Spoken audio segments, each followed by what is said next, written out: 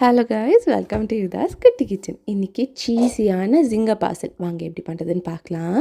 First வெதுவெதுப்பான தண்ணியில் கொஞ்சமாக சுகர், ஈஸ்ட் ஆட் பண்ணிவிட்டு 15 மினிட்ஸ் வந்துட்டு ப்ளூமாக விட்டுருங்க. இனி நான் இங்கே 1 கப் ஆஃப் ஃப்ளவருக்கு கொஞ்சமாக சால்ட் ஆட் பண்ணிவிட்டு ஈஸ்ட் மிக்சர் ஆட் பண்ணிவிட்டு நல்லா சாஃப்ட் பவுல் மாதிரி இந்த மாதிரி பிசைஞ்சு வச்சுருங்க. 1 hour ரெஸ்ட் ஆகி வரட்டும். இந்த மாதிரி பால் மாதிரி வந்துடும்.